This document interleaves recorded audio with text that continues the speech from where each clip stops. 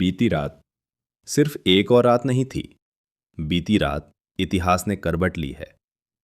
Middle east की आग अब सिर्फ एक क्षेत्रीय टकराव नहीं रह गई। सवाल ये है, क्या खामिनी की मौत के बाद दुनिया वर्ल्ड वॉर 3 की तरफ बढ़ रही है? और दूसरा बड़ा सवाल, क्या चीन पर्दे के पीछे ईरान की ऐसी मदद कर रहा है जो अमेरिका और इजराइल के लिए सिरदर्द बन चुकी है? आज की इस विशेष प्रस्तुति में हम शोर नहीं करेंगे। हम तथ्यों की परत खोलेंगे और समझेंगे कि पिछले 12 घंटों में दुनिया कितनी बदल गई है। पिछले 12 घंटों में क्या हुआ?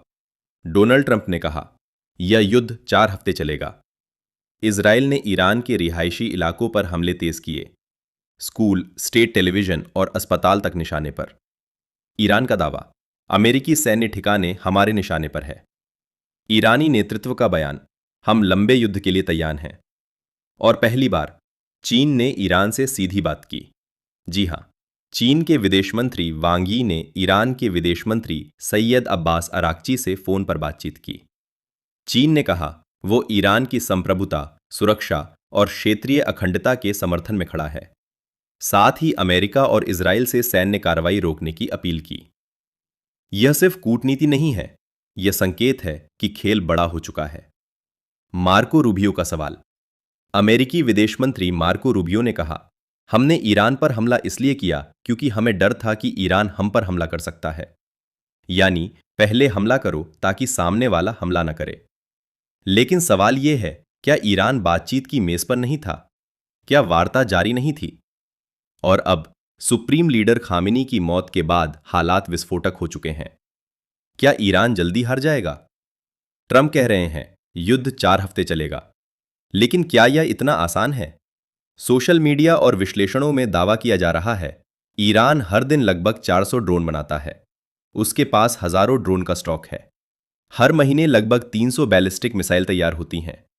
इन दावों की स्वतंत्र पुष्टि पूरी तरह नहीं हो पाई है, लेकिन इन्हें खारिज भी नहीं किया गया है। यानी यह युद्ध लंबा चल सकता है। ईरान के हमले, दावे क्या हैं? ईरान की रिवोल्यूशनरी गार्ड कॉर्प्स का दावा, दुबई में अमेरिकी फोर्स को ड्रोन और मिसाइल से निशाना बनाया गया। कुवैत के आरिफजान बेस पर भी ड्रोन हमला।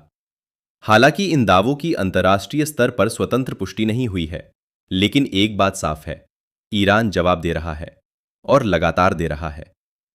गांधी अस्पताल पर हमला, प्रतीक क्या है? ईरान के एक अस्पताल का नाम है गांधी अस्पताल। बताया जा रहा है कि इजराइल ने उस पर भी हमला किया। अगर यह सच है तो यह सिर्फ एक सैन्य कार्रवाई नहीं, बल्कि एक प्रतीक पर प्रहार है। भारत और ईरान के ऐतिहासिक संबंध रहे हैं। चाबहार बंदरगाह परियोजना इसका उदाहरण है। सवाल उठता है, अस्पतालों और स्कूलों पर हमलों पर भारत की आधिकारिक प्रतिक्रिया क्यों नहीं आई? चीन फैक्टर, असली कहानी यहीं से शुरू। अब आते हैं सबसे अहम सवाल पर, क्या चीन सिर्फ बयान दे रहा है या कुछ और भी? एक मिसाइल डील की चर्चा। रिपोर्ट्स में दावा, चीन ईरान को CM-302 एंटी शिप मिसाइल देने की तैयारी में है। हालांकि चीन की विदेश मंत्रालय की प्रवक्ता माओ निंग ने इन रिपोर्ट्स को खारिज किया है। लेकिन कूटनीति में हर इनकार का मतलब इनकार ही हो, यह जरूरी नहीं। 2 air defence system. HQ-9B reports के अनुसार चीन ईरान की हवाई सुरक्षा मजबूत करने में मदद कर सकता है। HQ-9B जैसे सिस्टम इजरायली F-35 विमानों के खिलाफ उपयोगी माने जाते हैं। 3 साइबर सुरक्षा। जनवरी 2026 से यह दावा भी किया जा रहा है कि चीन ने ईरान में पश्चिमी सॉफ्टवेयर की जगह अपने डिजिटल सिस्टम लगाने शुरू किए, ताकि CIA और मोसाद जैसी एजेंसियों की साइबर घुसपैठ रोकी जा सके। युद्ध अब सिर्फ जमीन पर नहीं लड़ा जाता, डेटा भी एक हथियार है। 4 आर्थिक सहारा। चीन अभी भी ईरान का बड़ा तेल खरीदार है। प्रतिबंधों के बावजूद भुगतान के वैकल्पिक नेटवर्क के जरिए तेल व्यापार जारी है। यानी पैसा आता रहेगा तो युद्ध भी चलता रहेगा। जेफरी सैक्स की चेतावनी। अमेरिकी अर्थशास्त्री जेफरी सैक्स का कहना है, खामनी की हत्या ने हालात बेहद खतरनाक बना दिए हैं। अगर रूस और चीन प्रत्यक्ष या अप्रत्यक्ष रूप से शामिल हुए तो मामला वैश्विक टकराव में बदल सकता है। अमेरिका पहले से 3 मोर्चों पर उलझा है, यूक्रेन रूस के खिलाफ, एशिया चीन के साथ तनाव और अब ईरान। इतिहास गवाह है, जब बड़ी ताकतें कई मोर्चों पर उलझती हैं, गलती की गुंजाइश बढ़ जाती है। रूस की भूमिका सैक्स के अनुसार, रूस सीधे सैनिक नहीं भेजेगा, लेकिन एयर डिफेंस, खुफिया सहयोग और तकनीकी मदद दे सकता है। यानी ईरान अकेला नहीं है। सबसे बड़ा खतरा स्ट्रेट ऑफ होर्मुज।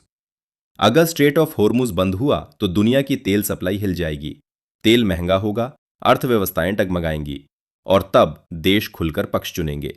यही वह मोड़ होगा जहां से विश्व युद्ध की आशंका वास्तविक रूप ले सकती है। समाधान क्या है?